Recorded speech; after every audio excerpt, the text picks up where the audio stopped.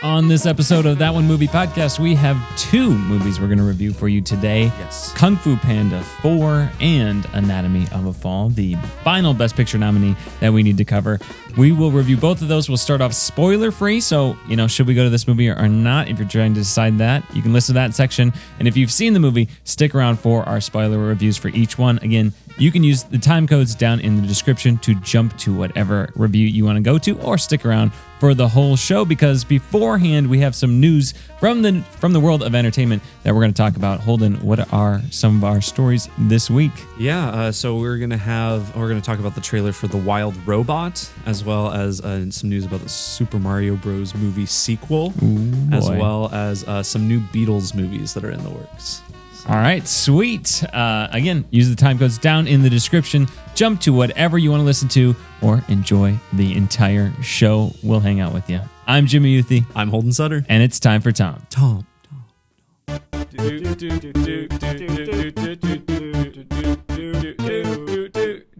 That One Movie Podcast. Tom. Jimmy, before we talk Kung Fu Panda and Anatomy of a Fall, let's do some Toms. Let's do the Toms.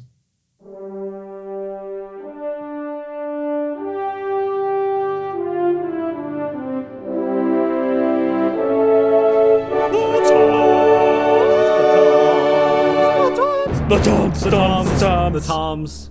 Toms is the rapid fire segment in which we rate the news of the week in the world of entertainment on a scale of three famous Toms: Brokaw, Bombadil, and Bergeron. Brokaw's the highest, Bombadil's the lowest, and Bergeron is somewhere in between. Nice. Something like that. There we go. All Interesting. Right. Yes, there we go. Yeah, so first off, we have a trailer for The Wild Robot. This is a new Dreamworks animated film. From what I understand, DreamWorks recently announced that they were going to be outsourcing a lot of animation, so this is like the last one that's fully in-house for them, I guess. So interesting. But yeah, we saw this before Kung Fu Panda. Obviously, that's the newest DreamWorks movie. I had seen this online beforehand, but what do you think of the trailer? Very beautiful, and very heart-wrenching. It's one of those you're like, oh, immediately when the trailer starts, you're like, oh boy, this is one of those crying movies, isn't it? This is one of those crying things where you take something, a robot that, is not supposed to have feelings, and it's cute wild animals, little sea otters, little sea otters, a little duckling or a bird of some sort. Yeah, just gorgeous animation. Yeah, well. It reminds me of Puss in Boots in the way that it looks like a lot of brush strokes and stuff, or at least the way the backgrounds in that movie were handled. But yeah, I mean, it has like a somewhat stacked voice cast, but it also doesn't look like it's going to have that much dialogue in it. So I'm not entirely sure where the voices are going to factor into that. But yeah, gorgeous. Probably going to make me cry. Seems cool. I mean, it looks unique. If it is a movie with like little dialogue, I think that'll be kind of an interesting challenge for an animated movie, but that'll just add to the fact that they have to make these animals and whatnot very expressive and stuff, and their lack of dialogue. But yeah, I like the trailer. Yeah, DreamWorks is kind of kicking Disney's butt. Yeah, right now. You just look at like Puss in Boots 2, this, and then compare it to like Wish. Yeah, which I mean we never saw. I'm sure it's fine. Strange World, which we also didn't see, but sure, it's probably fine. Didn't see. I mean, even Pixar Elemental. People like Elemental now. Right? Yeah, kind of a sleeper hit with that one. So, but I mean, like, come on. I think, like, maybe this movie turns out to be not as good as the trailer kind of suggests. But if nothing else, it artistically looks more interesting than a lot of what Disney's doing. Doesn't look like it was just put into the formula. Yeah, exactly. So for that reason, I'm excited for this one. Do we have a release date? I think it's fall. I don't know if it was September or what, but I believe fall of this year. So Brokaw for me. Yeah, Brokaw as well for me. Perfect. Now, Jimmy, stop me if I've talked about this. This came out like a few weeks ago, and I feel like it's just something we completely went over, but I think it's really interesting. We did talk about this. I'm pretty sure. Unless it was a Popeyes conversation. Okay. Well, I'll just bring it up briefly again, just in case we didn't. But Sam Mendes, director of like some of the James Bond movies, Skyfall. 1917. Yeah. He is making 4 new Beatles movies in what I'm calling the Beatles cinematic universe. But apparently they're each going to be focusing on a different member of the Beatles. All 4 movies are coming out in 2027, and they're going to intersect and tell the story of, quote, the greatest band in history leading up to their 1970 breakup. Yeah. So maybe it's like, how, what's her name, wrote Stephanie, the Twilight lady. Oh, yeah. Stephanie Meyer wrote Twilight, and then she wrote them from Edward's perspective. Like, is this situation, or it's like that? Or, what was that movie? Was it Vantage Point? What was this? There's a movie that's like one event, and then so many people's perspectives, mid-2000s, something like that. Sure. That's the vibe. Yeah, it sounds like something that has been done before, but it's still like a unique way to go about like biopics for this. It's like interesting because, obviously the Beatles are incredibly important, so it kind of makes sense they would get a grand treatment like this. But it's just interesting that Sam Mendes is making all of them seemingly back to back. They're going to be released back to back.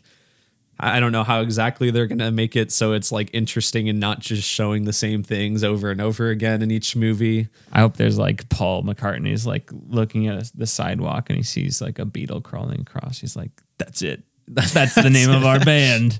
I think some of the ideas online that I've heard, like, I think like if you make each movie in like a different style, that would be like very interesting. Cause I feel like each Beatle, if you know anything about the members, they each kind of have their own vibe about them anyway. So like you could kind of make the movie more akin to how they are or were as people.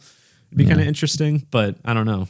So this is like not documentary. This is like biopic. This is biopic. Yeah. Like, and this is also, I should mention, it's like the first scripted films ever made about the Beatles because they're like notoriously protective about that stuff. So I guess Sam Mendes had a good idea that they liked.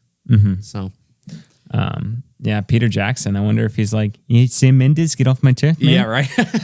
I was thinking that I'm too. the Beatles guy. It sounds like more of a Peter Jackson project, but I don't know. Very interesting. You look over here, Sam Mendes. I sat through. No, that's getting into Mayor Quimby. I sat through hours of Beatles film. I'm Mayor Quimby, director of The Lord of the Rings. He gets his impressions mixed up all the time. It happens. His New Zealand just sounds like a Mayor Quimby. Welcome to the White Lotus. How may I help you?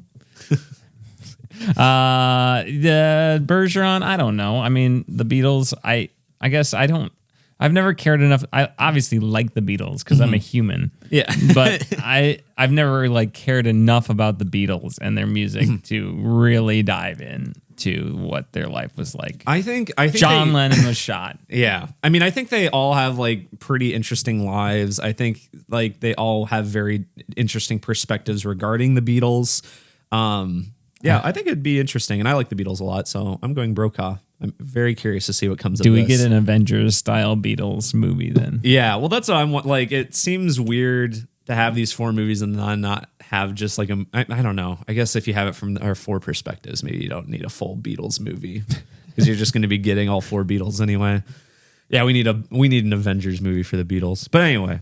Next up for news, Super Mario Bros. As of today, actually, it was officially announced because today is Mario Day. March 10th was announced that in the least surprising news possible, we're getting a Mario Bros. 2 movie. Successful movie that made over $1 billion getting a sequel. Yeah. Based on one of the most successful IPs of all time. Yeah. It's in development at Illumination again, and it's on track to release in April of 2026. So I cannot wait for the Minions to be in Super Smash Bros. Yeah, that'd be fantastic. Gru.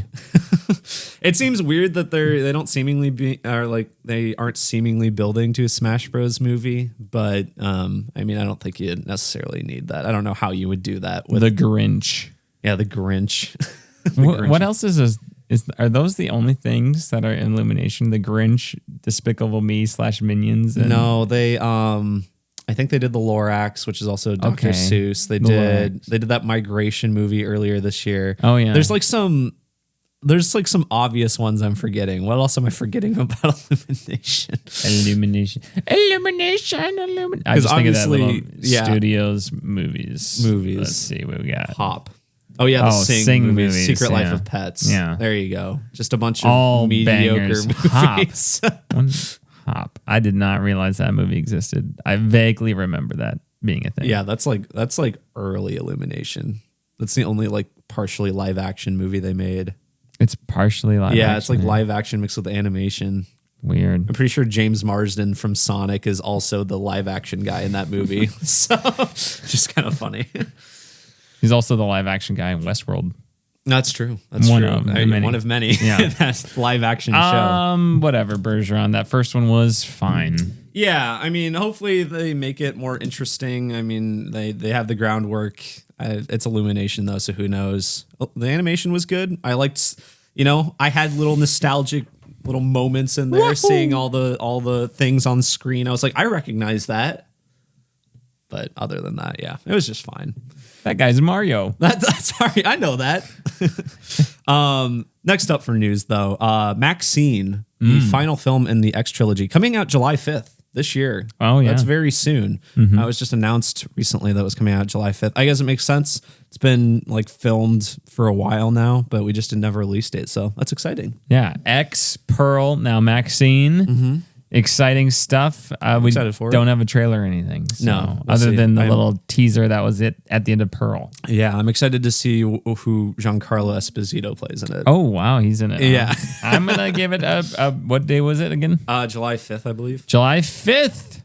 One day after America Day. So broke off for me. What a way to shoot off fireworks. Watch Maxxine. And then watch Maxxine. Which is good because I think, from what I recall, aside from like Deadpool and Twisters at the end of the month, there's not much going on in July. So nice little spot for Maxxine. I think retroactively, since the first movie's X and then the last movie has 3 X's in it, I think you need to somehow fit 2 X's into Pearl. Pearls. Yeah. Yeah. There we go. There we go. Pearls. Even though Pearl's like a prequel or whatever, so you need like a half X in there or something. No, I don't think so. You don't think so? No, I don't. I think you're wrong. Okay, fair enough. That's my opinion. Next up for news, Jimmy. Peacemaker season 2 finally starting filming this summer. Really? But also James Gunn has made it more cryptic about how this fits into the DCU, because now he said that season 1 is just not at all canon, but season 2 is. Nice. So I'm surprised they're working on this already. I thought it was going to be longer. When did season 1 come out? that was like 2022, January of that year, right? Yeah. You could have told me that was like last year and I could have believed you. Yeah. I feel like it was 2 years ago. I think it was over 2 years ago, so it's a big gap because it's not going to come out until next year at the earliest then. But I'm very excited for it. It was I love fun. Peacemaker season 1. Good Brokaw. time. Go watch Peacemaker season 1 on good old Max, the one to watch. Is that what it is? The platform that'll just delete your movies or The shows or one whatever. to watch, right? That's the one to watch, I think. what does Jason Momoa say? The one to watch. Come watch my Aquaman. Aquaman 2. and the Lost Kingdom. They fight like demons. My man. Next up, Jimmy, there's a new John Wick TV series in development with Chad Stahelski apparently being directly involved with this one, unlike the Continental. But this is apparently being shopped around to different network services. Apparently, the deal with Peacock was just like a short term thing. Wow. So Lost its feathers. Yeah, I guess so. You interested in a John Wick's TV series? You know what? Not really, honestly. And I'm sorry about that. I just, again, like, give it the huge budget of a movie. John Wick has to be the best action I've ever seen. Mm-hmm. Otherwise, I'm not that, I love action movies, but I'm not that big of an action fan that it can be mediocre. Like, sure. I love really, really good, but it's not like I don't know what kind of genre movie where it's like, if it's okay, whatever, I'll enjoy it, Yeah. It's like, it's gotta be really good. So you love just mediocre horror movies too. Yeah, like The Nun too. None your business. That's true. So I'm gonna go Bergeron, especially if Chad Stahelski spends more time working on this and we don't get that Ghost of Tsushima movie. Yeah, I don't that movie. It seems less and less likely to happen because he's doing those reshoots for Ballerina. And now he's involved with this, and he's apparently making that Highlander movie. Like, is that Ghost of Tsushima movie happening? It should be. I want it to happen. Didn't even knew we'd make it. Yeah, I'm kind of torn. I'll give it a Bergeron. I'll be with you. Yeah. You convinced me. We'll see. Welcome to the gray side. You're a gray Jedi, like Mace Windu, maybe? I don't know. Jimmy, so I figured I'd bring this up because Oscars around the corner for us. Literally today. Yeah, literally By the time you're listening to this, they've already happened. Congratulations to Christopher Nolan on his big win. Yeah. I can't believe he slapped Chris Rock. It's unbelievable. Insane. Congratulations to, I'll lock in Lily Gladstone. Wow. Best actress. There we go. Bold choice. Congratulations. But anyway. The Holdovers.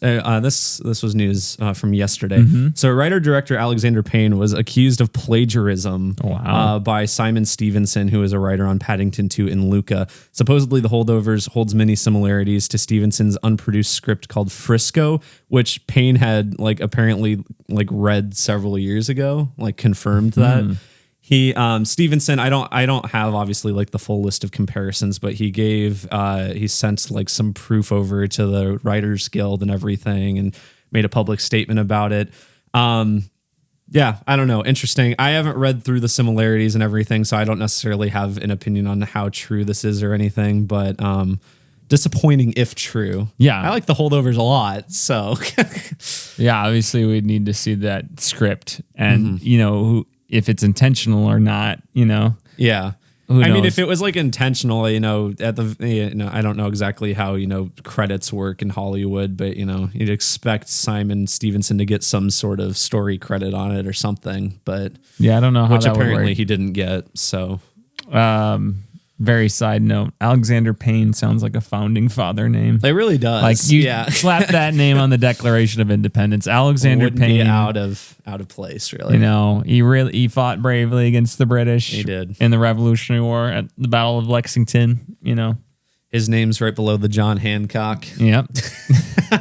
Well, disappointing if true. I guess Bergeron, because we don't know. We have very limited information. Yeah. So let's have a very strong opinion about it. No, I think it's better to remain just kind of neutral with the amount of information we have. Channel your inner Swiss. Yes. Remain neutral during this one. Yeah. Hopefully it's not true just because Alexander Payne, love The Holdovers. It'll kind of sour that movie a bit if true, but regardless.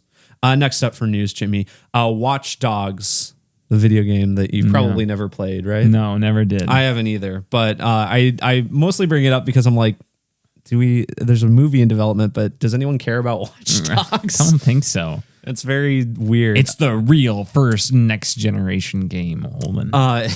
It's being directed by Matthew Turi, who I didn't really recognize or much else that he'd done. But what's interesting is Sophie Wilde, the star of Talk to Me, is apparently going to star in it. She was quite good in that movie. Wow, Holden, just what a nice run of Bergerons we have here. Yeah, honestly, it's Watch Dogs a movie. So there's Watch Dogs 1, which is Chicago. That is it. I didn't even know that. Well, why aren't more video games taking place in Chicago? I don't know. I don't know where 2 is set. 2 is San Francisco. Okay. And then 3 is London. So I guess I know that much. Okay. Yeah, Watch Dogs Legion. I remember Legion. That was the reveal. Everyone's like, "Oh, you can play as anyone." It's the whole deal is anyone could be one of these agent I think you recruit guys. your own team of NPCs and stuff. Yeah, I think people liked that one. Yeah, well, I heard the one that I've heard is the real sleeper hit is Watch Dogs 2. I've heard that one is maybe it's the story or whatever, but that one's actually pretty good. Yeah, well, I remember I played the demo of it because it was when I got the PS4 Pro, and that was one of the games that was optimized for it. I just wanted to see the graphics so you could explore all of San Francisco, but you could play it for 3 hours or something. Oh, okay. Yeah, the games, they always looked interesting. I think the series kind of started off on a sour foot with the first one, which just no one really liked that much. Well, it was really hyped up. It was here's the new GTA-esque thing, amazing, and then it's super high tech, graphically incredible, and it just was I feel like it was the first game that was the real downgrade scandal of here's the trailer and then the actual game. That and there was that Aliens game. I don't know if you remember Colonial Marines, I believe. That's early 2010s when that came out. But when did first Watch Dogs come out? That had to have been 2014, 2015, I'd say. 2014. Okay. Yeah. Yeah. I don't know. Yeah, I'm at a Bergeron for me too, because, don't really care about Watch Dogs. But No. who knows? Could be cool. We'll see.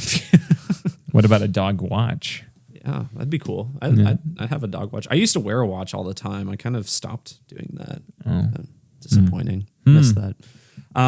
Yeah, that's it for news this week, Jimmy, I believe. Obviously, as you said, the Oscars are happening before this comes out, so congratulations to the winners. Yeah. Congratulations. Again, sorry, Chris Rock. Man, you just need to quit coming back. We'll cover that next week as part of our podcast. But yeah, with that, I guess TOMPeyes. TOMPeyes holding our weekly Popeyes chicken review. If you don't know, shame on you. It's our weekly segment. It's our best segment, really. Yeah, really. It's the reason you stick around. Yeah. Who cares about movies?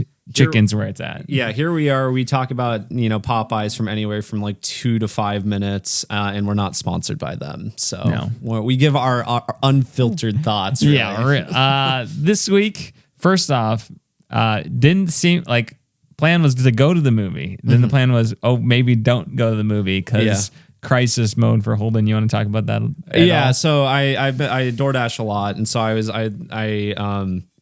there's just a whole thing with like DoorDash's system switching over, and I wasn't sure if I was going to be able to do it at all this next week, and so I was worried about money, and so I was worried scheduling, scheduling, and so I was worried about like if I was going to, I had a shift scheduled for that night that I could do, so I was like, I could do it now in case I'm not able to like this weekend or next week, but it ended up working out, so we ended up going to the movie. But I had already eaten. So I had a late lunch, so I wasn't very hungry either. But both of us, we still went to Popeyes. Yep. And I got the 6-piece wings, ghost pepper, delicious. Oh, yes. The combo gave me 7 pieces. Glorious. Thank you. Holden, talk about your meal. Yeah. Please. So I usually I get 5 tenders because I'm a hungry boy usually, but today I wasn't very hungry. And I got 3 tenders, but it was pretty much just 5 tenders because 2 of the tenders I had, specifically one of them, but 2 of them were like the biggest chicken tenders I've ever seen in my life. They were kind of folded up a little bit, so they didn't look as long. But if you were to like kind of lay them out, they were at least double the. It was length almost of a like a normal chicken wishbone tender. situation where it was like 2 chicken tenders combined. They were the largest chicken tenders I've ever seen. Well, and I at first I was like, okay, maybe they, sometimes you get them, you put them in a fryer, they'll kind of fry together and the breading will kind of fuse them or whatever. But no, it was just like one big piece of chicken. So I was just very impressed by that. I wasn't able to eat all of it because, like I said, I was really only hungry for 3 tenders and I basically got 5. So, but they're very good. They're very good. Good on Popeyes this week. Good amount of fries, good biscuit. Yeah. So I didn't get a biscuit. So because they don't come with the wings. Why is that combo not come with the biscuit? That's bizarre. Wings, you have to just order one and separately, I guess. Broke off for me for Popeyes. Good job this week, Popeyes. Way to go. Best chicken at the Academy Award goes to Popeyes. Yes. Yeah. Who needs best stunts? When you got best chicken. And it's Popeyes every year. Every year. Well, it's that's why they had to take it out. Not entertaining. Yeah. Boring award. All right. Yeah, with that, we'll go on to our non-spoiler review of Kung Fu Panda 4.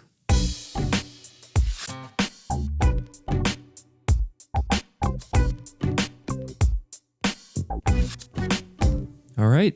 Kung Fu Panda 4, Jimmy. I was looking up the synopsis here and I accidentally hit Dung Fu Panda. Dung Fu Panda. Is there a movie? A little Freudian slip. I guess so, yeah. Here we go. Our synopsis for Kung Fu Panda 4. Po must train a new warrior when he's chosen to become the spiritual leader of the Valley of Peace.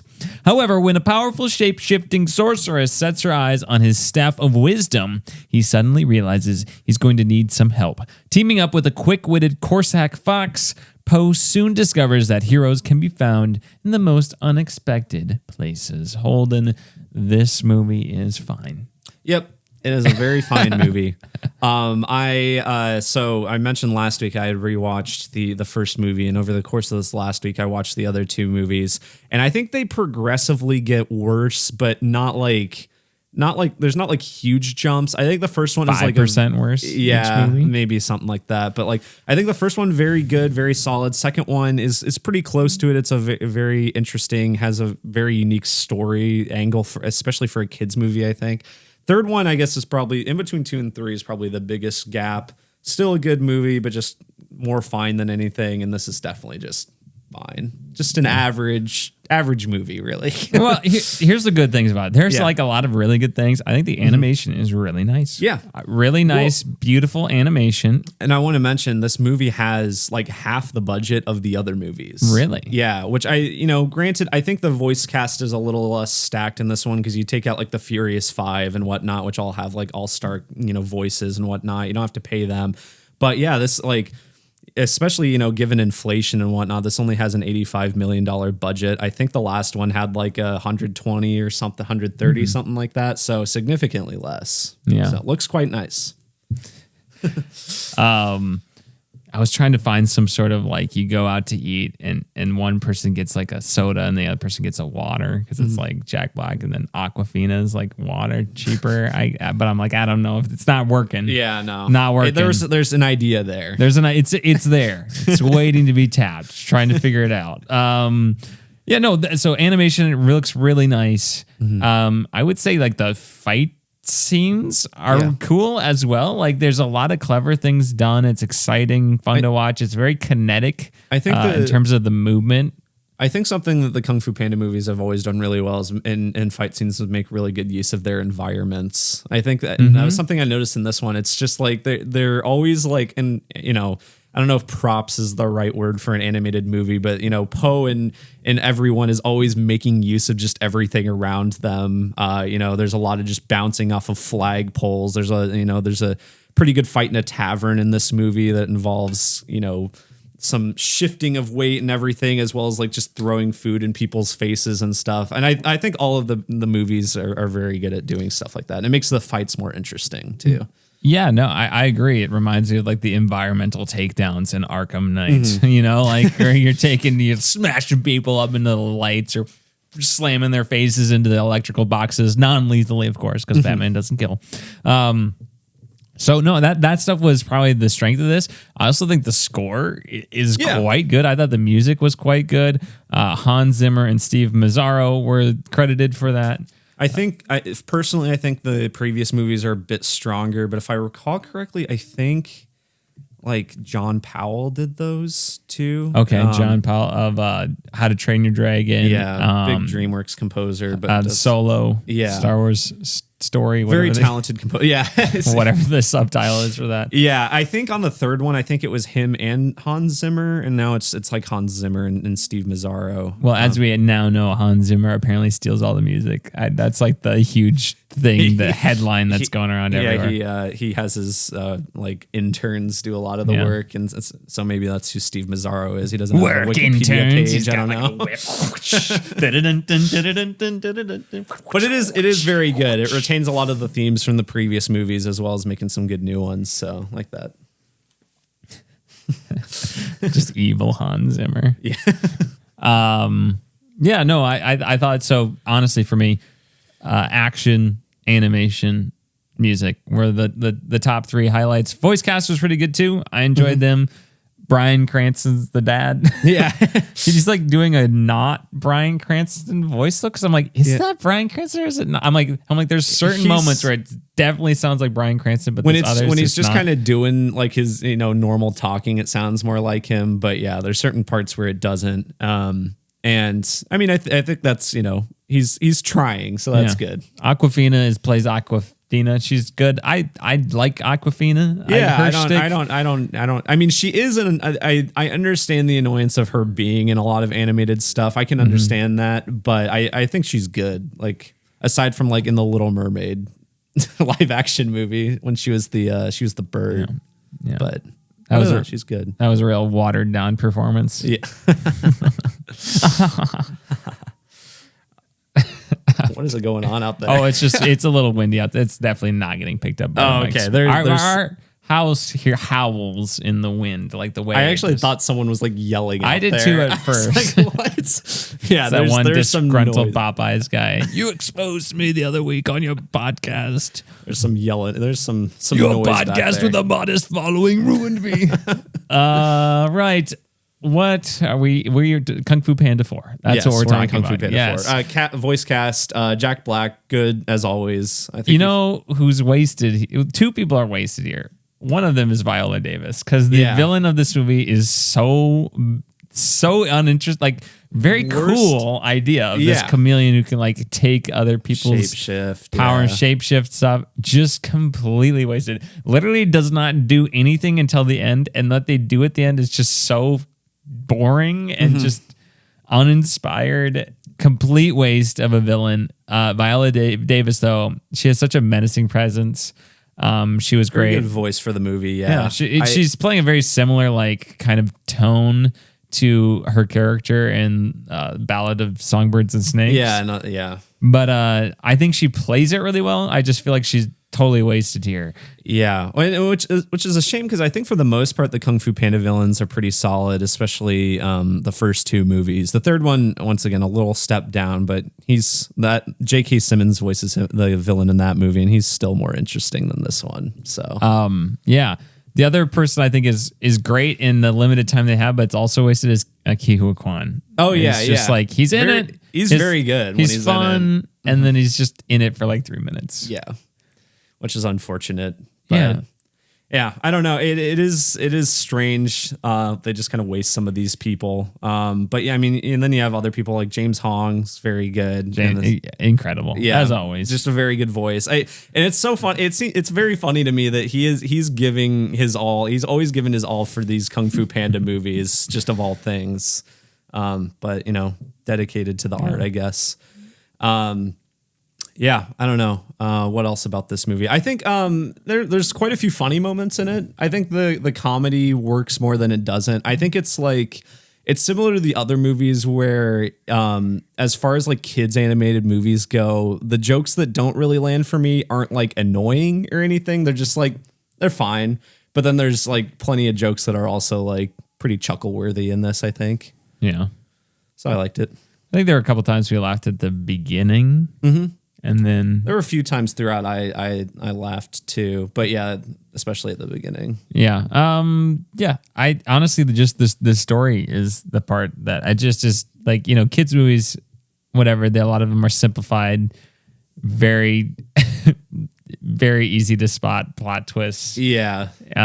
It just is like it felt like a very generic kids movie story. It gave off vibes in some ways to early 2000s Disney sequels, where it's just like you have this character who's done big things before. They go off into a new area, like new place, new journey, and just like no one knows who they are and everything. And it kind of, in some ways, that's a plot point in this. In some ways, I feel like it kind of negates some of the like importance of the previous movies and the fact that just like no one knows these adventures or anything. It's like, oh, okay, that's kind of stupid, I think, especially for how world altering they seem in those movies. But it's fine. It's a disappointing step down from the previous movies story wise, I think, because I think those have a bit more uniqueness to them. Yeah. So I do not remember anything about any of the other movies. I think I've only seen the first one and second one. Well, so the second one, I think the second one probably has the strongest story. And I think what's really interesting about it is it really focuses on the fact that like the villain like essentially committed the genocide of the panda people. Like, and like that's why Poe's like at the time you think he's like an orphan and he's the only panda and everything. So I think there's like a lot of like dark, interesting things in that movie, and the villains, like there's a whole thing about the villain like weaponizing gunpowder and stuff. Wow. Like, I don't know. It's very interesting. These are supposed to be for fireworks. Yeah. Well, they're used for bombs. That's literally it. I think the villain's parents like created fireworks or whatever. And like, that's what their family was known for. But then he figured out it's like weaponized purposes or something. I don't know. That's a whole tangent. I don't think I ever saw this movie. I think I've only seen the first one. The second one's pretty good. Gary Oldman voices the villain. He's a peacock. So, yeah. Yeah, no, I think that's pretty much all I have to say non-spoiler wise about Kung Fu Panda 4. Again, it's fine. If you go to it with some children, you won't hate yourself. It's short. It's 90 minutes. Yeah. It has moments. There's a few funny jokes. It's entertaining enough. It's just, it is not anything that will push the needle. No. Move the needle. Whatever. If you like I think if you like Kung Fu Panda, that's it's just more of that, just maybe not quite as good. But for me, rating wise, I'm probably at like a 5.5. Let's go 5.5 out of 10. Sounds very fair. Very average. So yeah. Who's it for? If you love Kung Fu Panda, I guess. Fine. Big Kung Fu Panda fan. This movie's doing well, which is, there were quite a few people at the screening we were at. So, I guess, the fandom is there to an extent. Yeah. If you have kids, they'll enjoy it, I think, because there's enough visual stuff going on. There's enough, kind of exciting things happening, humor for them. And again, I think you'll be entertained enough. Otherwise, I think you could just wait for this to show up on a streaming service. Yeah. I don't think it's a rush out to see this one, which is a little disappointing because I thought the trailer looked pretty fun. So just a little bit of a letdown because of the story and the villain. And we can talk about specifics in our spoiler review, which is going to start right after this little jingle.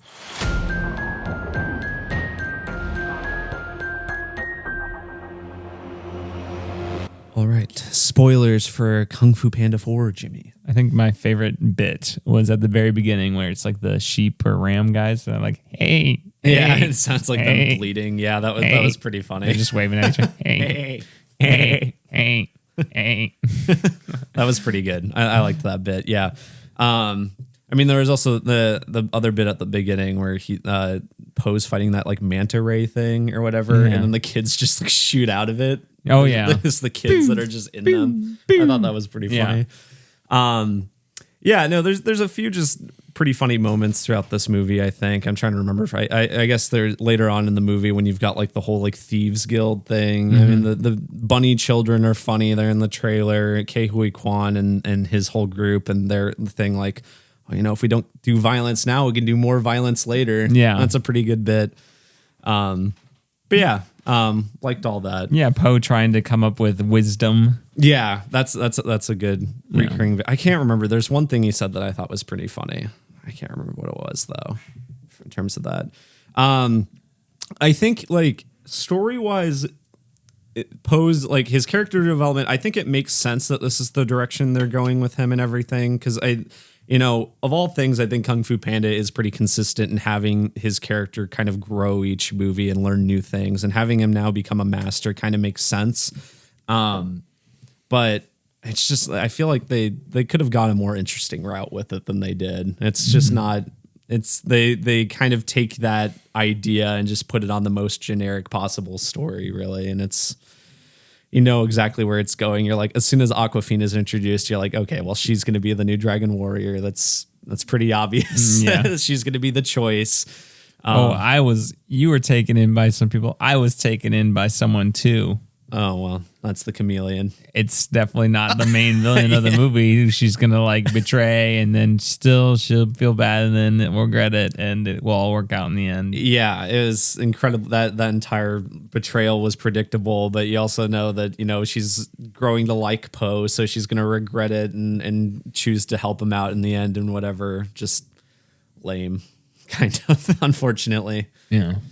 But I enjoyed that little fox character. I thought she was cool. I thought it was cool that she became the Dragon Warrior. It makes sense that Poe would choose someone that isn't a traditional kung fu person since he wasn't himself. So that choice makes sense. Funny scene in the movie was they do the tryouts, and he's like, I choose the next Dragon Warrior, and the finger turns, what's happening? What is this? That was pretty good. Apparently Mr. Beast voices the panda pig. Oh, really? Apparently. Oh, no wonder so many people are seeing this. Oh, yeah, that's true. They want to go see the Mr. Beast cameo. Mr. Beast. When he says, I think the one thing he says is skadoosh, so. Oh, nice. That's, you know, sad thing to know. It's like even I could be super famous and I still wouldn't be the most famous Jimmy even in the world. That's true, right? It's a sad fact of life. That's okay. I'll be okay not being as famous as Mr. Beast. I still have never seen a Mr. Beast video. I have never either. I've seen plenty of videos that make fun of Mr. Beast videos, which I think they can be funny. But I don't have any ill will towards Mr. Beast. He's probably fine. It's probably fine. I saw this. We are on such a side tangent, but yeah. I saw this one thing that was like comparing Mr. Beast to Jesus. It's like cured 1,000 blind people, cured 2 blind people, cured like fed 10 million people, fed like 1,000 people, like things like that. Pretty funny. That is pretty good for the lighthearted jest. Yes. Comparing Mr. Beast to Jesus. What a world. What a time to be alive. For real. Congrats, Mr. Beast. Kung Fu Panda 4. Yeah. We go off on a tangent because there's not like a ton to say about this movie. One thing I will say, though, that I think is one of the weaker parts is they keep cutting back to Poe's dads, like on this little journey. They didn't. This movie unnecessary. is only 90 minutes and it still felt long to me. Yeah. This movie felt longer than Dune. Yeah. Dune Part 2. And look, like I don't mind B plots in movies. Obviously, that's fine. And there's plenty of movies like this that have similar B plots to what is shown here. But they just do it so much, and it like their entire plot is like so unnecessary too. Like there's no reason for them to be like worried about Poe, like and like worried that he's gonna get killed or going down a bad path or whatever. Like. He's done this 3 times before. Like he's proven himself, and also just how frequent they cut back to it, and it was never that funny. So why don't you just bring him along for the adventure? Yeah, maybe. if you want. I don't know. I don't know. It's whatever. I have a whole I think gripe with the introduction of like Poe's biological dad, Lee. I think is his name. Bryan Cranston. Yeah, Lee Sean. I just think I think it kind of in the third movie it kind of repeats an arc that's entirely unnecessary, and it's like a character that doesn't really need to be there. I think even though Bryan Cranston gives a good performance or whatever, just don't care for the character that much. I am the one who knocks. Yeah. What else? They bring back the villains in the movie, but only one of them talks, and it's Tai Lung from the first movie, voiced by John Wick's Ian McShane. Mm-hmm. Plenty of other things too, but just like most recently known from John Wick. Yeah, I thought it was funny that they bring back the other 2 movies, and they just clearly didn't bring back the other 2 villains, and they didn't bring back Gary Oldman and J.K. Simmons. So. Excommunicado. Ian McShane. The fight at the end, the most underwhelming one of the movie, I'd say. Just right? Nothing. Yeah, they're just in a big empty room. And it's what I said before about them making use of the environments. I had made note of that earlier in the movie, and then they just like can't do that here because there's just like nothing to use. It's just a big metal room. It's like so uninteresting to fight in. She's just shape-shifting into different masters or whatever. That's fine. That was to be expected. And then she just becomes a big monster. Mm-hmm. It's like, okay, well. And it's the funny thing of like, it seems like a small cliche, and I can't think of another example, but like where someone's like taking the powers of different things, and they're like, oh, the power of Master Elephant and all this, and then they just become a big monster and definitely cannot utilize all of those powers. It's very silly. Yeah, you see, they should have done it more like Secret Invasion, where they have each individual. Each the finale of Secret Invasion. Yeah. Yeah, I think that's enough to say. I don't have anything to say about this movie. That's just is there and gone, and it's gonna make its money back, and good for DreamWorks. Kung Fu Panda 4. Yeah, there's not much to say. I mean, I guess Master Shifu. I wanted to mention, I every time I heard the name Master Shifu, I just thought about our trip to China and how we found out that Shifu just means master in Mandarin. So it's just Master is his name. Master, yeah. Pretty funny. The Sahara Desert. Yeah. But yeah, I think that's it. Not much to say. Kung Fu Panda 4. Here it is. It's gone. It's fine. There we go. Time to forget about it forever. Yes. On to our next review for this episode, our final review for this episode, hopefully. That is Anatomy of a Fall.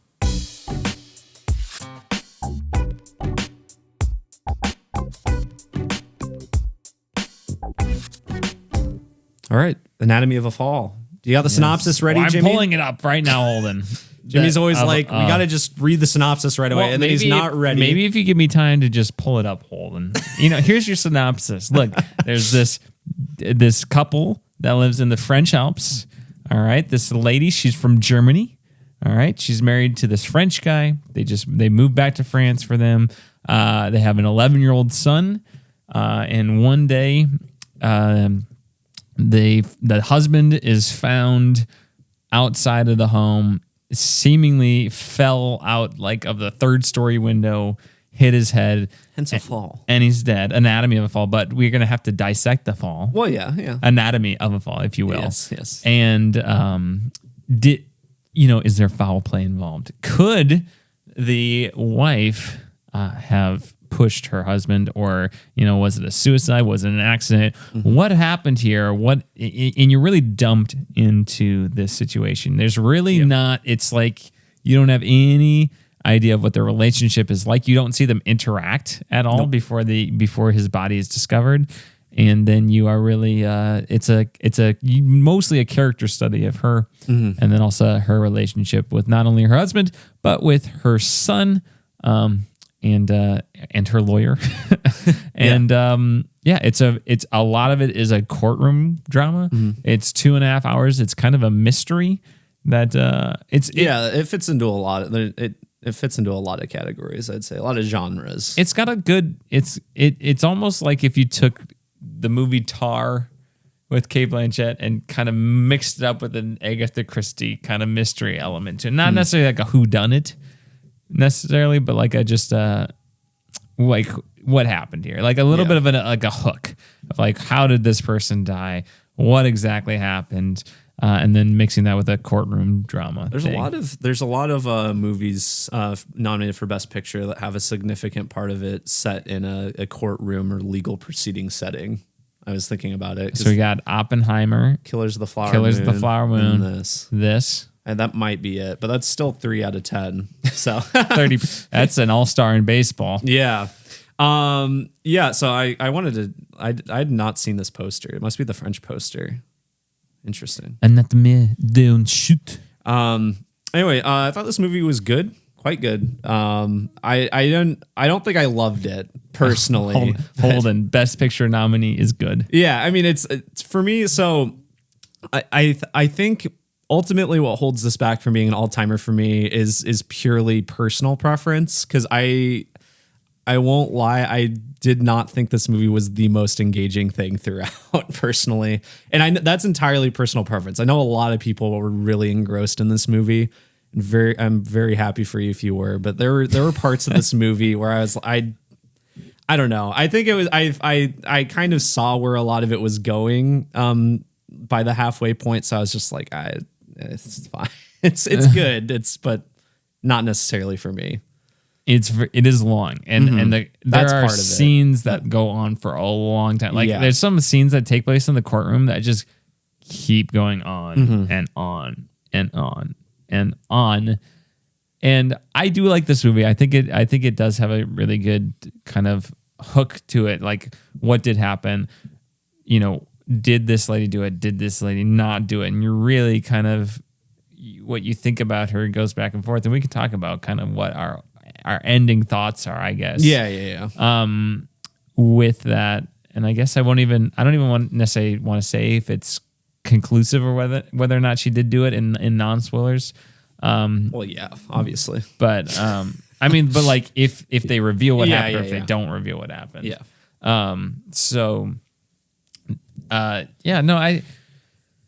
It's just like, my problem is I compare all these movies to Tar, and I just like Tar better. Yeah. Well, so like this and like Maestro, and I'm just like these character studies. I think this one maybe more watchable for like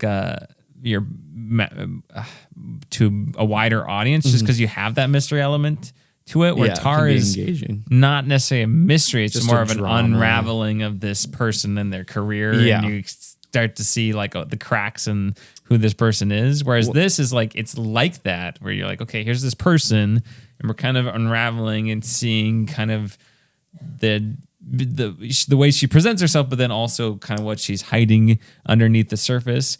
But it also has that mystery element. I just don't.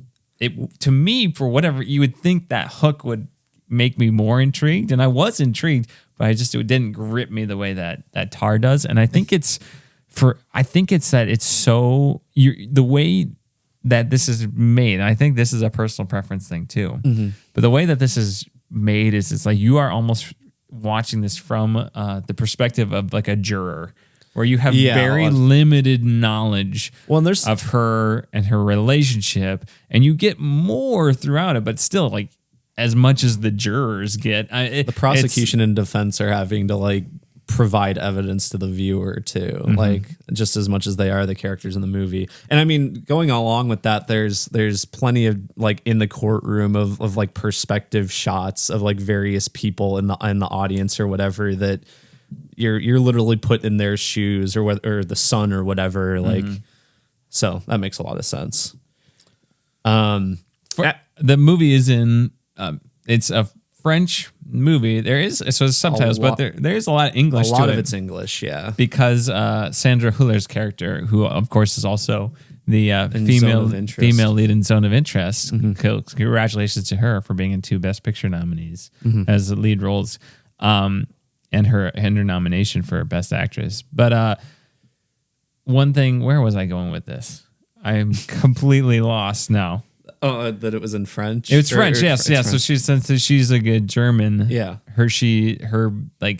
speaks French, she speaks German, so their middle ground was English. Yeah. So she's more comfortable with English, knows a little bit of French, and that's how she mainly communicates with her son Daniel. But because of that, like a third of the dialogue in this movie is probably English. At least, yeah, I'd say. Yeah, maybe even closer to half. Yeah. It's so it is a movie with subtitles, but it's kind of like a nice gateway for a lot of people. So again, I do think this is like a watchable movie for a lot of people. You know, it's like sometimes you get your Palme d'Or winner and it's like whatever. But this one I think it's not like a super pretentious thing. It's very like, here's the plot. It's a mystery. It's just, did this character do it? Kind of interesting. Seems like a book to me. Yeah. It's in terms of how it's shot, it's very straightforward, almost documentary style like news style at points. I feel like I say maybe we say this a lot for various movies like this, but I could easily see this being a play, honestly, too. I think there's some really like I have visualized in my mind some like really interesting set things you could do with this and whatnot, especially with how the movie presents itself. But it's a movie, obviously. It's not a movie that just seems like a play or anything, but I wouldn't be surprised with how big this movie is awards wise, if that would happen at some point in the future. In terms of like personal preference, I like it when a movie takes advantage of the fact that it's a movie. It takes advantage of the medium, and I don't really feel like this story being a movie really did anything for it necessarily. Like there was nothing. I don't know if there was a lot of like. There's a couple fantastic like visual storytelling. There's a couple instances that I really like that maybe we'll talk about in spoilers. You can convince me. Yeah, but I mean I'm not totally sold the other way either, because I do kind of agree that some of it's just pretty straightforward in how it's presented, I think. But I also do think there's some intelligent things and how things are shown to the audience and how things are also not shown to the audience as well. So maybe that is just easier for a visual medium as well. I don't know. Yeah. Performances in this we haven't talked about. Very good. Yeah. Very good across the board, really. Sandra is, I think, well deserving of the nomination. I don't think she'll win necessarily, but she's very, very good in the movie.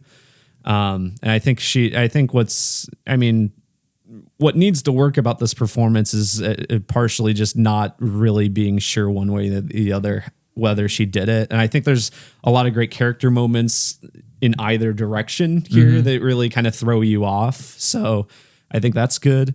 The child performance, very good, I think. Yeah. I can't remember what the actor's name is, but honestly, probably one of the better child performers I've seen in a while. I think that's Milo. So in the movie, the kid is blind. Is he blind in real life? He's like partially blind in the movie. Or He's not, he's not like visually, very visually impaired. Yeah, he has a dog to help guide him. Let's see. I don't know. Does it say anything here? I don't say anything about it, about him being blind. Oh wait. They initially sought blind and visually impaired actors for the role, but eventually casting was open to include sighted children. So I'm guessing he kind of has like gray or cloudy eyes. Yeah. So I'm guessing those are contacts. But also want to mention very good dog performance. Very in this good movie. dog. There was literally dog performance. Towards the I don't know. There's one of the final shot of the movie has an incredible dog performance. I was like, how did they get that dog to do that? Yeah. Well, yeah, I think there's several moments in this movie where I think the dog is like just a standout. It's insane how they did that. And from what I understand, it's like the same dog throughout, which kind of makes sense because it's got a very distinct looking dog. I was going to say the dog's name is Snoop. Snoop is the MVP of this movie. And the real dog's name is Messy. Messy, like Leanne L. Messy. Yeah. So, very good. Should have been nominated for Best Supporting Actor. Best dog. Best dog. We need an animal Best category. boy. Best boy. Or girl. Best doggo. Yes. I don't really remember the music at all. I don't either. It did not stick with me at all. Which is not a bad thing. Well, okay. Aside from the inciting song at the beginning, which is a instrumental of a 50 Cent song, I guess, which I think was a very, very good choice for that beginning of the movie. Honestly, it is so annoying. Oh my gosh, it's so annoying. It's just very repetitive. And the song itself is played on loop a few times. It just goes on and on. You're like, oh my gosh, this is so annoying. So loud too. Mm-hmm. For me, I get why you're given such limited knowledge of this, but I was like, I wish I could have seen these characters like be real people. Because it's like, okay, the husband and the wife are both writers and stuff, and you just don't ever. She doesn't ever like sit down and work or anything. I don't know. It just made me feel like less grounded in like an actual person. Yeah, it's kind of a hard call for me because on one hand, some more flashbacks throughout would be nice, whether it be, through conversation or whatever. But also, I mean, like really the only flashbacks we get are either like evidence that's being literally presented or it's like it's something that someone remembers that essentially leads them to like a decision or something. I don't know. It's all very like crucial, I think, to the case is what they choose to show in terms of flashbacks. But I also think it kind of highlights how like destructive these things can like be. Like if you just have like one bad moment or whatever that's like recorded or something that, there's more to a relationship than that, but that's not what other people see. Right. So I'm mixed on it. I would have liked to see more of their relationship, but I also understand why they didn't, because I think in terms of in the movie the case, that kind of makes sense. So yeah, I think I thought it was a very good movie. I kind of have it towards the middle of the pack for my Best Picture nominees. I think it's on the lower end for me personally, but it's still, I'd probably say this is third lowest, but I do think it's like, there's quite a big gap in between my bottom two and this one, I would say. So I don't know. It's been hard to rank these personally. So I think it's a pretty strong year overall. Yeah, so. I think so as well. I don't know. Anything else non-spoiler wise? No, I think you should give your rating here, Holden. Okay. Yeah, I think I'm at like an 8 probably. It's a very good movie. Not necessarily one I'm going to watch again because it wasn't necessarily for me, but I do appreciate a lot about it, and I think it's deserving a lot of its nominations. So, yeah, I think if you like a good mystery, I think you'll enjoy this. A good character study. you've been wanting to maybe you like either like foreign films or you've been like wanting to get into dabbling into foreign films. This is a nice little, transition into that since a lot of that is in English yet. So yeah, I think it's worth watching. So yeah, no, what were you gonna add? I just wanted to add one thing for non-spoilers, which is I am still I do not understand how the French judicial system works. I'm like very bizarre. I was like, the jury just gets to sit up there with the judge, and then the prosecution wears like a weird red robe. Yeah, and there's some of the things they bring in or say as evidence or whatever seems very strange, and there's also there's not really a objection, kind of thing that you can do. It's very, obviously different countries, so it makes sense it's different, but just very foreign to how we know the legal system. I assumed if they just disagreed with each other in France, they just cut each other's heads off. Yeah. And then eat bread. That's what I thought they did over there, and smoked a cigarette. But that's those are all the French stereotypes for you. They're mimes on the street or something. Yeah, and they're doing it under the Eiffel Tower. Yeah. Yep. And Ratatouille's there, Remy. Oh yeah, Remy. So there you go. That's I almost said the zone of interest. Anatomy of a Fall. And we're going to do our spoiler review now, which I think will be a fun discussion because we can talk about, what do we think of, our main character here, and did she do it? Did she not do it? And, where we land. So spoiler discussion, stick around for it. It's going to be a good one starting right now.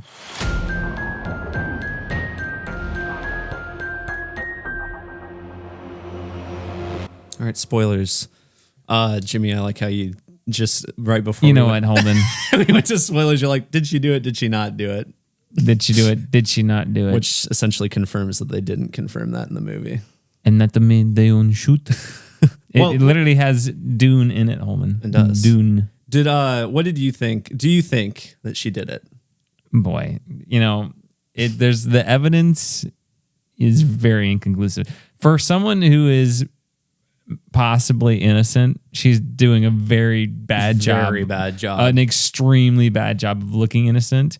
Because it's like she just is concealing information and being misleading throughout the whole thing. So it's like you are very hard to trust. The first thing that really got me was her telling the story about the attempted suicide or whatever. Yeah, after it seems very convenient. Oh, now you're remembering this. Yeah, just this thing that happened fairly recently that was it would have been probably pretty traumatic in most situations, and you're just now remembering it. Very bizarre.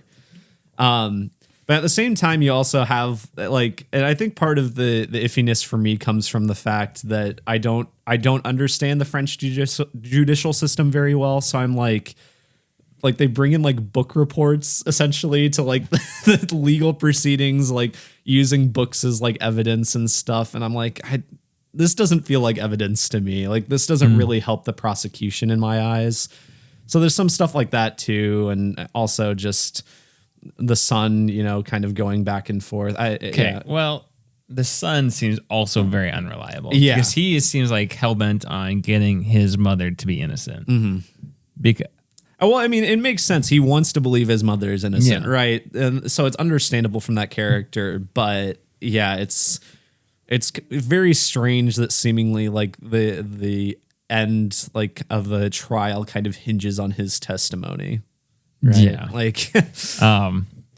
There's just for me, it's maybe she's innocent just because there is not a smoking gun proof. Yeah, that she's innocent until proven guilty and not proven guilty. I think maybe that's two different questions.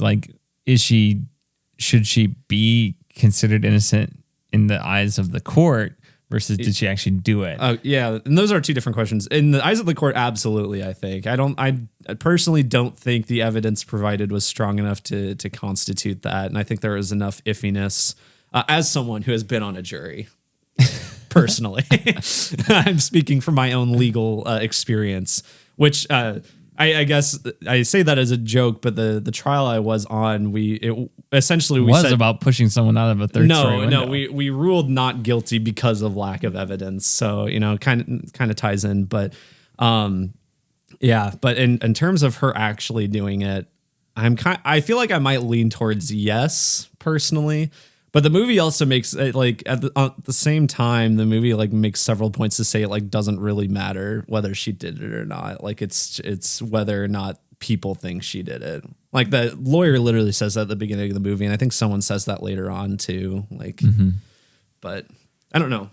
What are your thoughts? Yeah, I mean, I think I tend to lean towards she did it, but like, you know, it's not with enough confidence to put someone away in jail for a long time. Because she's so misleading. And another huge red flag is like, oh, I got this bruise because I always hit my arm against the counter like that. I'm like, that is the most like contrived sounding, made up, and the way she delivers it. Yeah. It's so dumb. And the bruise just looks bad too. Like there's no way you could get that from, in my mind, you wouldn't get that from just bumping a counter several times, but unless she's just whapping. And then they clearly had a fight the day before and they're recording, which very uncomfortable. And Emily and I watched this together. We both laughed when they like zoomed into the judge, and she's like, okay, so I don't know if you like saw it. I don't remember that. It was like a very comical, like this very heavy moment. Just that Office style zoom in. Oh, now that you mention it, I kind of do remember something like that. Yeah. All right. So the prosecution, what do you have to say? The tape was one of the things I was mentioning earlier that I think works really well on film, because obviously instead of just getting the audio, you get like a full flashback into it, and you get to see everything from like what's happening in person. Not everything though. Not everything though. Not when it gets like violent. It cuts away when it gets violent, which I think is very smart choice from the movie perspective. And it makes, the movie, you don't really feel cheated at that, because the movie is already being generous at giving you like the visuals to that audio, because it doesn't need to give you that. Like the court is not seeing that or whatever. Yeah. So the fact that it cuts away, it's like, okay. And it's just a scuffle. You hear some slapping, hitting, whatever. You can't really tell what happens. You just have, Sandra's, which I think it's funny, her name is Sandra in the movie. You have Sandra's actual, like her recollection of events, but they're not unbiased. You're looking up, did she kill her husband? I want to see what people are saying. Well, this just has 6 votes on it. Let's see. Here's our Reddit thread. Okay, here's a Reddit thread. It's got 272 votes. 58, yes, she killed her husband. 135, no, she is innocent. 79, not sure. It's hard because, there is something to be said, even though it's from the kid. Like the story he tells at the end of the movie, right? Where he talks about the dog's going to the vet and he's driving with his dad. And his dad is giving this like very vague like talk about like, the dog's not going to be around forever. Mm-hmm. Seems it like clearly could be connected to the fact that he had previously attempted suicide and might again or something. Like but also it could easily just be like your dog's going to die one day, and it's a stretch to say it. The only thing that keeps me from saying it's just about the dog is for how long he goes on about it. Like it feels like he is like the dad is like just justifying the length of this because he's like kind of he's like inadvertent or like trying to prep his son secretly or something. It's hard to tell. It's hard to tell. It's a very good scene because it is hard to tell, but you're just trying to find more. I'm just trying to find another poll. Interesting if that Reddit thread is what majority think. They think she didn't do it. I mean, I guess that just would be manipulated by this psychopath murderess. Yeah. I guess we didn't really talk about. I like the beginning of the movie with the interview with she's like a student or something. And our main character is a writer, so she's interviewing her about her works, and then the 50 Cent song comes on and is just incredibly loud in the background, and they have to postpone it. Turn that off or I'll push you out that window. I can't believe when she said that. Yeah, that was crazy. Can't believe they didn't bring that up later. But yeah, I loved, and I knew it was going to happen, but I loved the son going out on his walk and hanging out with the dog and then coming back and finding the dad. And see, I didn't even know what the premise was. So really? Okay. I did know that. I was like, who's that dead guy? I was like, is that the dad? I knew that it was her husband that died, and it was a fall. That was like about all I knew. I was thinking something might happen to the kid. Oh, really? Yeah. Okay. Well, glad it didn't, because I liked the kid. He's cool. Snoop coming over and laying right next to her on the bed for that final shot. Very good. Very well done.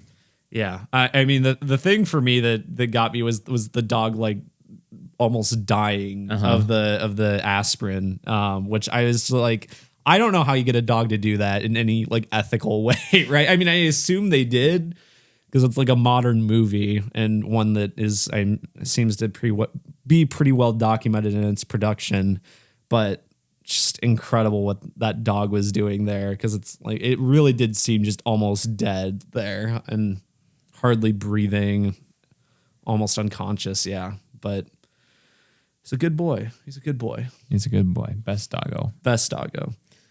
And the kid's reaction to that happening too is just like, and his like him like talking to Marge or whatever her name was. When he gives that dog the aspirin, I was like, if this kid kills this dog, I will push this kid out a window. Yeah.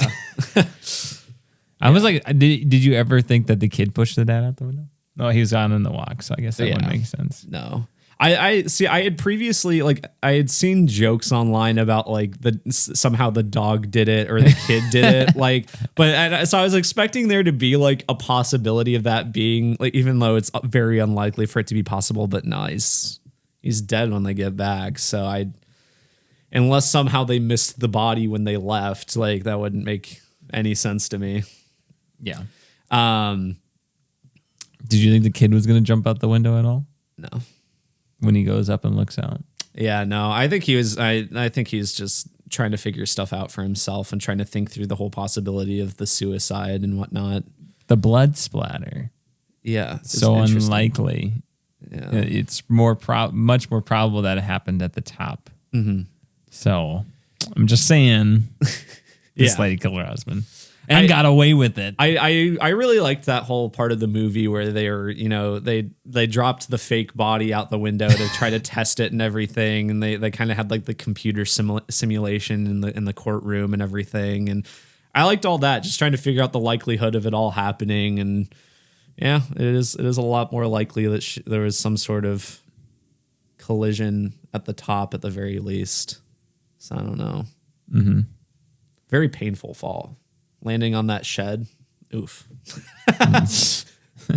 Getting hit Couldn't in the be head. fun, yeah. Getting clubbed in the head by your wife and then pushed out a window. Yeah, that is a tough way to die. Yeah, I mean, I guess the only thing though is really like, what would the murder weapon be? Like, or like not murder weapon, but whatever, caused the bludgeoning, right? Yeah, what happened with it? Yeah. What happened to it? Which I guess out in the, in the mountains or whatever, in the snow of France, like it's probably easy to hide that somewhere, but they don't seem to be too close to anything. They say whatever the nearest town is a little ways away. It's far enough away that they don't take their kid to school every day. Yeah. That they do the homeschooling. Mm-hmm. So I think for me, if you are interested in this movie, you like this movie, a couple historical things for you. Oh my God. Right. The death of Ötzi the Iceman Italian Alps, south of France. Okay. The Italian Alps, death of Ötzi the Iceman, very interesting murder mystery. Murdered, found with the arrowhead in his back. Definitely worth learning about the death of King Tut. Also, how did that happen? Accident, foul play, potentially. Obviously, John F. Kennedy, the assassination there. What happened there? Any of those things, definitely worth learning about if you liked Anatomy of a Fall. So there you go. Nice. Anything else to say about this movie, Holden? Yeah, I'm trying to, let me go through I'm just trying to figure, I feel like I had a lot more to say. So what great radio here. You scrolling through the Wikipedia page for Anatomy of a Fall, a movie that I feel like we've exhausted our opinions on. Because I think the most fun thing to talk about is, did she do it or not? Yeah. And it's really just, we really can't tell. I guess we didn't really mention, I really liked the lawyer character in this. I thought he added an extra interesting layer because he has he's friends, has a history with Sandra, apparently has at least previously had feelings for her too. And so I don't know. That was just that added an interesting layer about how true, like you know, everything is. How does he believe that she did it and everything? Mm-hmm. He's working hard for her. Is doing seemingly a pretty good job. Yeah. I guess maybe that is about it, Jimmy. Aside from that, unless you have anything. No. What'd you think of Marge? Oh yeah, Marge. I liked her. It's one of those tough role. Yeah, tough role because especially like in the universe of the movie, like you're someone who's barging in is like very clearly just not wanted. Like for the most part, is essentially forced there or by the government. But she's like she seems to care for our main kid Daniel. At least to some extent, is doing a good job of taking care of him. She has that conversation towards the beginning or whatever, where she's like, I can be your friend, but I don't need to be or whatever. But there's a lot of unspoken growth between them throughout the movie, I think. And then there's that climactic moment between the two of them, at least, where Daniel has the, realization that the suicide could actually be true or whatever, because he fed the dog aspirin and reminded him of that previous experience and whatever. So the prosecution guy was good too. Yeah. Just very unlikable, and from our point of view, but also doing a good job, trying to undermine a kid's testimony, but while also not just being completely disrespectful. Yeah. It's a fine line. Well, that's like I mentioned the whole like bringing up the books earlier. There's also him like trying to sow the doubt by revealing that she's bisexual and stuff. It's like very interesting. Like, I don't know, like, I don't think this would fly in an American court, but obviously American judicial stuff works differently. Isn't necessarily better or worse, but just, curious. We have zero problems with the American judicial system. Obviously. Nothing wrong with that. Holden's been on a jury. He knows. I have, yes. I know a thing or two about how the jury system works. God, that was actually a fun few days I was on a jury. It's very interesting, I'll say. Did you get like fed or anything? I got fed. Okay. I got paid. You get paid? I mean, you get it's like compensation. You don't get it's not like super good or anything, but since that was during the summer a few years ago, so I had a summer job that they took me away from. So they have to they compensate jurors a little bit. Okay. But yeah, it was fun. It was interesting case. Yeah, there you go. All right, that's Anatomy of a Fall, which means it's time for our final segment of the show, which of course is What Are You Doing? What are you doing? What are you doing? No, what are you doing? What are you doing? No, what are you doing? What are you doing? All right, Jimmy, this week, I actually have rewatched a couple of Oscar noms this week. Entirely because my roommate last minute is trying to binge all of the Oscar noms, so I've just been kind of in the room. I did create my own power rankings. Okay, so maybe you can mention that once you get to your part. But I rewatched Past Lives first off. Loved it again. I still love that movie. That's easily in my top half, I think. Very good. I also rewatched, even though I literally last week said I wasn't going to rewatch it, was American Fiction. Rewatched it last night because my roommate just put it on. The whole thing? Yeah, the whole thing. I just feel about the same about it. I think it's only been a week difference, so not much has changed. And then I did watch the last 2/3 of Killers of the Flower Moon, which the parts that I watched still quite good. Really liked it. But other than that, like I said, watched the Kung Fu Panda movies over the last week. Liked those. Hadn't seen the third one before, so that was a new experience. TV show wise, I've just been watching Neon Genesis Evangelion, which is very good. It is distressing to me because I know this show gets very dark, weird, and I've heard disturbing by the end. And right now things seem to be going too well. So I am not looking forward to how that whatever happens changes. Yeah. And then playing a ton of Final Fantasy. Actually not a ton this weekend because I've been very busy, but very much liking that game. I might like it more than the first part of the remake. We'll see if it lands by the end, but there's a lot to it. So what about you? Very nice. Jimmy? Well, Emily and I, Emily had not seen Dune, and we went to watch it, and I was like, I hope she likes this. She likes sci-fi. She likes Game of Thrones. Doesn't like space very much. So I was like, I'll see how this goes, because I'm like, I want to see part 2 again. She watched it. She liked it a lot. So I was like, yes. All right. So, and then my dad wanted to see part 2 as well. So we went to part 2 yesterday. Just what a great movie. Right? I honestly like one of the definitive movies of our time. Honestly, I think it's that good. I'm like, good. This movie should win Best Picture in 2025, not this year, not eligible. I just think like it is, everything about it is just masterful. My one nitpick, which I think I mentioned to you in a Popeyes discussion, but I haven't brought up on the podcast, is that I feel like the last climactic battle, they do say like, oh, Paul's going to go here and do this, and Chani's going to do this, and then Gurney Halleck's going to go do this and whatever. I just like, but why? Like there's like not a very specific goal that's being had. It's just all kind of spectacle, and then it leads to these cool moments. I just wish, like, you know, I think the best battle sequences, there's like a very specific objective that is they're trying to meet and they're working towards. And it's great when you have different things going on in order to meet that objective, and different kind of points that we're, you know, and vantage points that we're seeing this from. And like you look at, you know, like Lord of the Rings, you know, or something like that, where it's like the orcs are clearly just trying to break through the wall and they got to stop this here. And then, you know, Helm's Deep, all that stuff, those very clear things. And then, you know, Game of Thrones is a lot of that too, with their various battle sequences. But I just feel like it's just spectacle. It's gorgeous. It's amazing.